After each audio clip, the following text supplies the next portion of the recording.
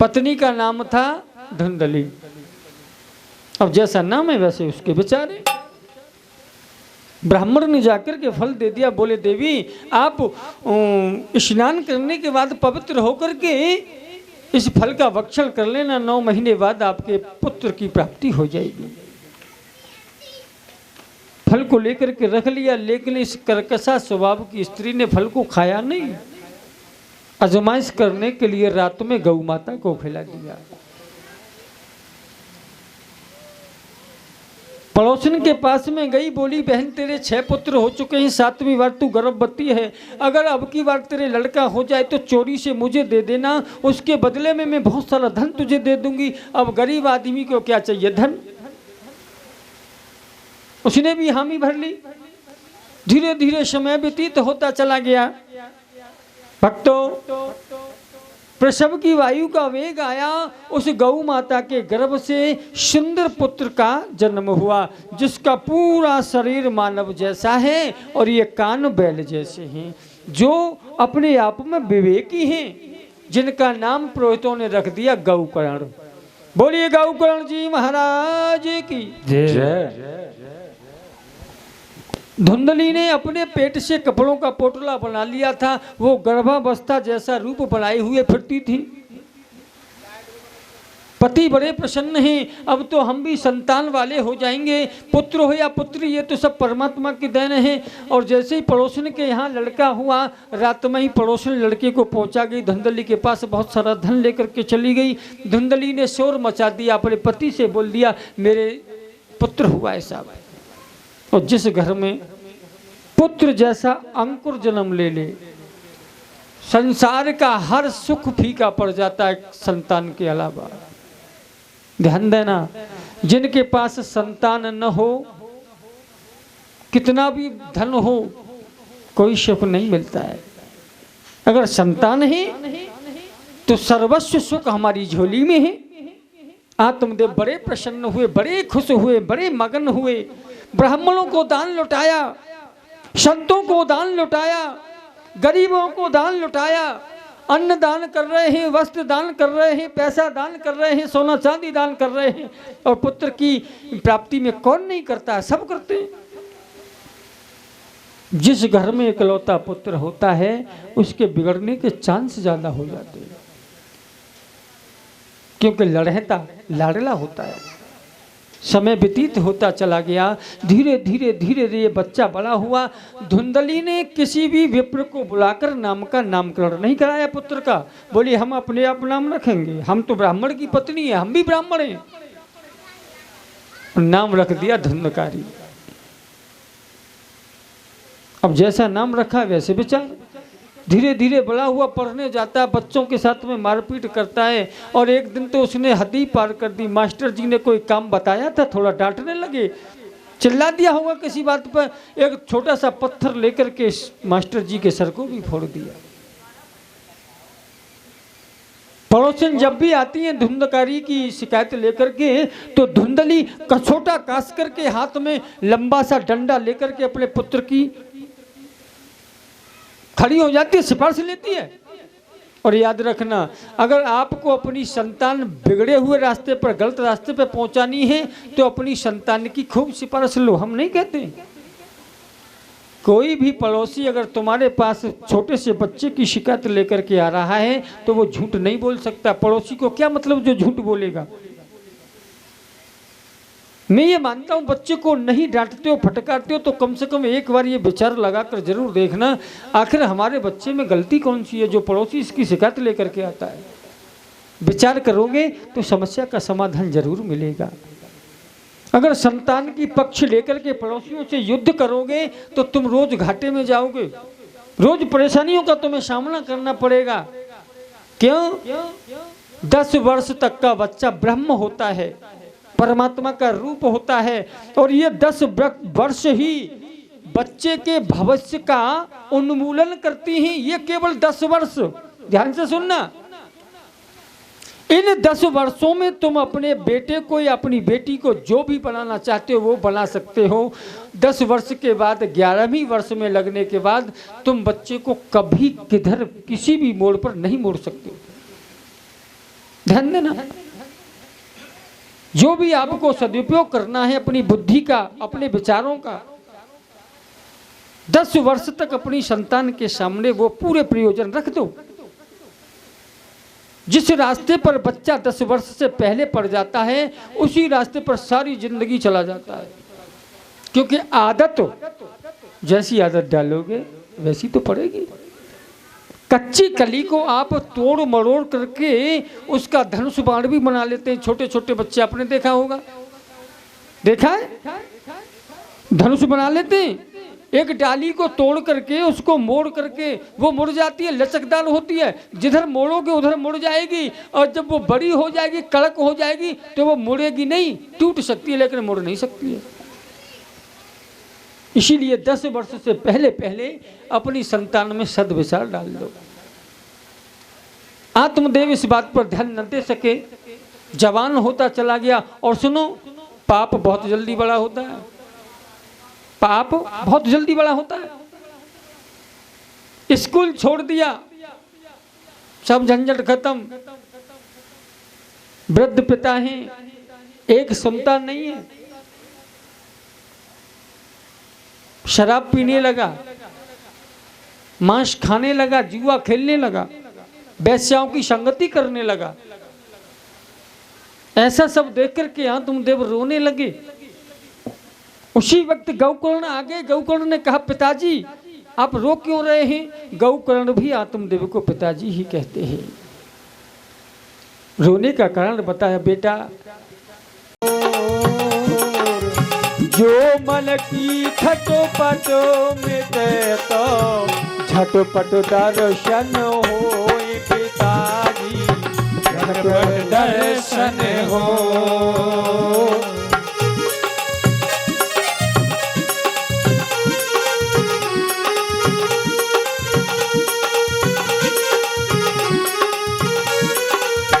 बोलिए आनंद कंद भगवान की जय। जय जय श्री राधे। आत्मदेव को जवाब दिया है, हे पिताजी वन में जाने से कोई फायदा नहीं होगा।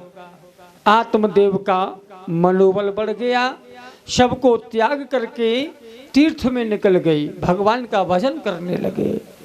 इधर गौकर्ण भी तीर्थ यात्रा पर निकल गए। अब धुंधकारी ने माता धुंधली को मारना पीटना भी प्रारंभ कर दिया। 5 वैश्याओं को लाकर के घर में रख लिया। ऐसे कौतूहलों को देख करके, धुंधकारी के गलत कर्मों को देखकर धुंधली आधी रात के समय महलों से निकलकर बाहर गई, कुएं में गिर करके अपना भी प्राणांत कर लिया। और याद रखना, अच्छा कर्म आपका युगों युगों तक साथ देगा। आपके हाथों से किया हुआ अच्छा कर्म आपका सहयोगी बनता है, आपका दुष्कर्म किया हुआ आपका दुश्मन बनता है। जिन वैश्याओं को धुंधकारी अपने महलों में रखता है, एक दिन उनके मन में विचार आया, ये चोरी करके लाता है, उल्टे सीधे कर्म करता है, किसी दिन राजा इसको पकड़ लेंगे, इसके साथ हमको भी फांसी लग जाएगी। इससे तो बढ़िया यही है कि इसका प्राणांत कर दिया जाए। बोलिए क्या मिला? तुमने अपना पूरा जीवन जिसको दे दिया, वही आपको मृत्यु के घाट उतारने की योजना बना रहे हैं। और यही तो दुनिया है। भागवत सुनन करने से, भागवत सुनने से हमको सुंदर रास्ते मिलते हैं। कैसे लोगों की संगति करनी चाहिए, कौन से कर्म करने चाहिए, कैसे हमारा जीवन मंगलमय होगा, कैसे हमारा जीवन सुखमय होगा, यही तो मिलता है भागवत कथाओं से। आधी रात के समय सुरापान करके आ रहा था, 5 वैश्याओं ने बड़ी अग्नि के दहले सुलगा रखे थे, और जैसे ही धुंधकारी पास में आया तो सबने उसको उठा करके जलती हुई अग्नि में झोंक दिया और प्राणांत कर। याद रखना, अग्नि में जलकर मरने वाले की कभी सदगति नहीं होती है। 3 मृत्यु ऐसी होती हैं जिनकी युगों युगों तक कोई आत्मा को शरीर नहीं मिलता है, कोई सदगति होती नहीं है। पहली मौत जो शरीर को जला करके स्वयं मर जाते हैं उनको कोई शरीर नहीं मिलता है, कोई सदगति नहीं होती है। एक सर्प के डसने से जिनकी मृत्यु हो जाती है उनको कभी सदगति नहीं मिलती है। तीसरा, पानी में डूबकर जिनकी मृत्यु हो जाती है उनको कभी सदगति नहीं मिलती है। अब ये प्रेत बन गया, चली गई वैसे अपने अपने घर को। कुछ समय के बाद में गौकर्ण जी महाराज आए, अपने पिताजी के महलों में विश्राम कर रहे थे। आधी रात का समय था। ये पापी कभी भैंसा बन के आता, कभी गधा बन के आता, कभी घोड़ा बन के आता है। गौकर्ण ने अपने कमंडल से जल लिया, अभिमंत्रित करके इसके ऊपर मार दिया तो ये मानव की भाषा में बोलने लगा। मंत्रों में बड़ी शक्ति हुआ करती है। भाई जी, मैं आपका छोटा भाई धुंधकारी हूँ, मैं प्रेत बन गया हूँ, मेरी मुक्ति का कोई उपाय करो। और संत तो वही श्रेष्ठ है जो सबके ऊपर दया करे। गौकर्ण जी महाराज ने सुबह होते होते भगवान भवन भास्कर सूर्यदेव का आवाहन किया। भगवान सूर्यदेव प्रकट हुए। गौकर्ण ने पूछा, मेरे छोटे भाई धुंधकारी की मुक्ति का कौन सा रास्ता है? तो भागवत कथा श्रवण कराने के लिए आदेश दे दिया गौकर्ण को। याद रखना, एक सुंदर वन में जाकर, बड़ा सुंदर स्थान था, वहां गौकर्ण ने मंच बनाया, सभी को निमंत्रण दिया। संपूर्ण नगरवासी, क्षेत्रवासी सभी कथा में आकर के विराजमान हो गए और कहते हैं, आसन बिछाया है गौकर्ण ने, धुंधकारी आप जहां भी हो यहाँ आकर के बैठो, हम कथा तुम्हारे लिए कर रहे हैं। तो लिखा है भागवत में, धुंधकारी आकर के जैसे ही आसन पर बैठता है तो वायु उसको उड़ा ले जाती है। मंच की दाहिनी बगल में एक सप्तग्रंथी का वांस खड़ा था। ध्यान से सुनना, ऐसा लिखते ही भागवत में वेद व्यास, उस सप्तग्रंथी के वांस में जाकर के धुंधकारी बैठ गया। सुनो, ये सप्तग्रंथी का वांस कोई और नहीं है, हमारा तुम्हारा शरीर ही सप्तग्रंथी का वांस है। हर मानव के शरीर में 7 गांठ हुआ करती हैं, काम, क्रोध, लोभ, मोह, अहमता, विषमता और ममता। एक दिन की कथा से एक गांठ फट गई, धीरे धीरे 7 दिन कथा चली, 7वें रोज वो बांस फट गया। प्रेत योनि में गया हुआ धुंधकारी देव रूप बन करके गौकर्ण के सामने हाथ जोड़ करके खड़ा हो गया। भाई जी, बड़ी कृपा की, भगवान के धाम से विमान आया, उसमें बैठ करके धुंधकारी भगवान के परम धाम को चला गया। बोलिए भक्तवत्सल भगवान की जय। इतनी सामर्थ्य है भागवत कथा में। जिनको पितृ दोष लगा है, मैं तुम सबके लिए बता रहा हूं जहां तक मेरी आवाज जा रही है, जिनके जीवन में पितृ दोष लगा है, जिनके पूर्वज, जिनके पितरों को शरीर नहीं मिला है, जिनकी सदगति नहीं हुई है, अगर वो उनके नाम के निमित्त, उनके नाम से केवल भागवत कथा करा दें तो आपके पूर्वजों को, आपके पितरों को शरीर मिल जाता, उनकी सदगति हो जाती है। ऐसा भागवत में लिखा है। इसीलिए भागवत कथाएं कराई जाती हैं। बहुत जगह होती हैं ऐसे कथाएं, महाराज हमारे पितरों को शरीर नहीं मिला है, उनकी मुक्ति नहीं हुई है, उनका कोई निवारण करो, कथा करो। बहुत कथाएं हो रही हैं ऐसी, और होती है सदगति। और इस महत्व के सबसे पहले ही चैप्टर में वेद व्यास जी ने भागवत की महिमा का बखान कर दिया। एक प्रेत योनि को गया हुआ प्रेत आत्मा धुंधकारी केवल भागवत श्रवण करने से मात्र से देव रूप बनकर के परमात्मा के धाम को पा लेता है। ये भागवत जी की विशेषता है, महिमा है। कुछ लोगों का ऐसा मत है, लोगों ने विचारधाराएं प्रकट की, महाराज धुंधकारी अकेले को मुक्ति क्यों मिली, कथा तो यहाँ सभी ने सुनी, वहाँ पर सबको समझाया गौकर्ण ने। अगले वर्ष उसी समय से फिर कथा को रखा। कहते हैं सबने बड़े तन मन से कथा को श्रवण किया और सबके लिए विमान आया, सब भगवान के धाम को गए। लेकिन याद रखना, जो सच्चे मन से कथा को सुनता है उन्हीं को मुक्ति मिलती है, उन्हीं के हर मनोकामना पूर्ण होते हैं। जय जयकार की ध्वनि होने लगी। प्रहलाद जी ताली बजा रहे हैं, उद्धव जी कांसा बजा रहे हैं, इंद्र जी मृदंग बजा रहे हैं। ज्ञान वैराग्य का बुढ़ापा दूर हो गया, भक्ति माता की खुशी का ठिकाना नहीं है। बड़ा सुंदर संकीर्तन होने लगा। 1 मिनट में आप लोगों को थोड़े नियम और बता दूं। देखिए, पूरे गांव की, पूरे क्षेत्र को मैं इस बात के लिए बारंबार धन्यवाद करता हूं। इस कलिकाल में भी आप लोगों ने भागवत कथा का आयोजन कराने का संकल्प लिया है, बड़ी अच्छी बात है।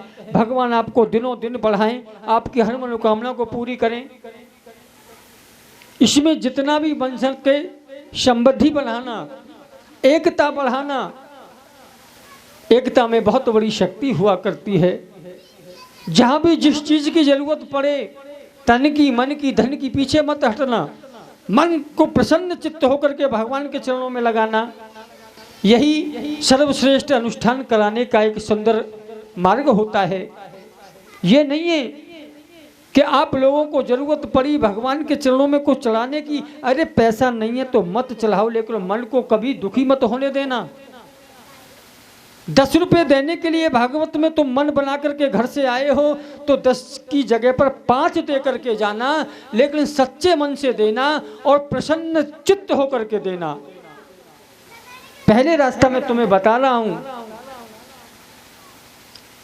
सबने कथा का आयोजन कराया है, सभी को सहयोग करना है। और भागवत किसी एक की नहीं होती है। यहाँ विदेशी भी आकर के बैठ जाए उसका भी उतना ही हक है जितना तुम्हारा है। सबके भगवान बराबर होते हैं। सुंदर ब्राह्मण का पुत्र मंचासीन होना चाहिए। सुनने वालों के लिए कुछ नियम हैं। वैसे तो व्रत रख करके कथा सुनोगे तो ज्यादा फल मिलेगा, कोई बात नहीं है। व्रत नहीं रख सकते हो तो एक समय भोजन लो, एक समय व्रत रखो। और ऐसा भी नहीं कर सकते हो तो भोजन चाहे दिन में 5 बार करो, लेकिन कथा सुनो। ब्राह्मण का बेटा ही वक्ता होना चाहिए। वेद पुराण की कथाओं में थोड़ा निष्णात भी होना चाहिए। ऐसे व्यक्ति से कथा करानी चाहिए। रात्रि के समय पांडाल कभी भी सूना नहीं रहना चाहिए, उसके अंदर किसी न किसी को सोना चाहिए। और कीर्तन की भी सुंदर व्यवस्था होनी चाहिए। जिन माताओं बहनों ने कलश उठाए हैं उनके बारे में मैं बताए देता हूं। अपने अपने कलश को ध्यान में रखते हुए संध्या वंदन की आरती में हर माता बहन को आना है। अपने अपने कलश पर ज्योति जलानी है, दीपक जलाना है, संध्या वंदन की आरती करनी है, सबको अपने कलश का पूजन करना है। और सुबह को पांडाल की जो 108 परिक्रमा देना, चाहे माता बहन भाई बुजुर्ग संत जो भी 108 परिक्रमा पहले दिन जौ के दाने से लगती है। कल तुम्हारा पहला दिन है पांडाल का परिक्रमा देने का। जौ के दाने से लगानी है 108 परिक्रमा। उसके बाद 6 दिन कोई मीठी वस्तु से लगानी है, तुम्हारे 7 दिन पूरे हो जाएंगे। सारे नियम बताए दे रहा हूं। कथा दिन में ठीक 12 बजे से 4 बजे तक पंडाल में चलेंगी। सभी को 11:15 बजे कथा प्रांगण में आकर के बैठना है। जब तुम किसी का इंतजार करोगे बड़ा आनंद आएगा। और तुम तो भगवान का इंतजार करोगे, क्योंकि भगवान की कथा सुनेंगे हम, भगवान और ज्यादा प्रसन्न होंगे। बड़ा सुंदर सा एक कीर्तन होगा, उसके बाद में आरती होगी, प्रसाद लेकर के सभी जाना। और सुबह 8 बजे से हवन प्रारंभ हो जाएगा। जिन माता बहन भाई बंधु बुजुर्गों को हवन में आना है वो हवन में आया करें। देखिए, इन हाथों से आप जितना भी पुण्य कर्म इकट्ठा कर जाओगे वही आगे चल करके तुम्हें मिलेगा। ये मैं बार बार बता रहा हूँ। और मैं तुमसे अपने लिए नहीं बोल रहा हूँ कि तुम मेरे लिए दो, मैं तो वो लेकर के जाऊंगा जो आप खुशी से मुझे दोगे। आपका आशीर्वाद, आपकी दुआएं, आपकी कामनाएं मुझे मिलें, मैं तो ऐसा चाहता हूं। सबको सब नियम के बारे में बता दिया है। अगर कोई त्रुटि रह जाती है तो उसके बारे में फिर आप दोबारा भी पूछ सकते हो। एक सुंदर सा कीर्तन होगा जो सभी लोग हमारे साथ में गाएंगे। उसके बाद आरती करके सब अपने अपने घर जाएंगे। और कथा का सुंदर नियम 12 बजे से 4 बजे तक का है, ये बिल्कुल स्पष्ट हो चुका है। हे नाथो नारायण वासुदेवा, श्री कृष्ण गोविंद हरे मुरारी, हे नाथ नारायण वासुदेवा, हे नाथो नारायण वासुदेवा, हे नाथो नारायण वासुदेवा, हे नाथ नारायण वासुदेवा, हे नाथ नारायण वासुदेवा। श्री कृष्ण गोविंद हरे मुरारी, हे नाथो नारायण वासुदेवा, श्री कृष्ण गोविंद हरे मुरारी, हे नाथ नारायण वासुदेवा। गोपाल मेरी यही प्रार्थना है, भूलू न मैं नाम कभी तुम्हारा। गोपाल मेरी यही प्रार्थना है, भूलू न मैं नाम तुम्हारा। निष्काम होकर मैं दिन रात गाऊं, हे नाथो नारायण वासुदेवा। श्री कृष्ण गोविंद हरे मुरारी, हे नाथ नारायण वासुदेवा। मैया यशोदा हरि को जगामी, गोपाल जागो अब नैन खोलो। मैया यशोदा तुमको जगा में, गोपाल जागो अब नैन खोलो। द्वारे खड़े गोप बुला रहे, हे नाथो नारायण वासुदेवा। श्री कृष्ण गोविंद हरे मुरारी, हे नाथ नारायण वासुदेवा। देहांत काले तुम सामने हो, मुरली बजाते मन को लुभाते।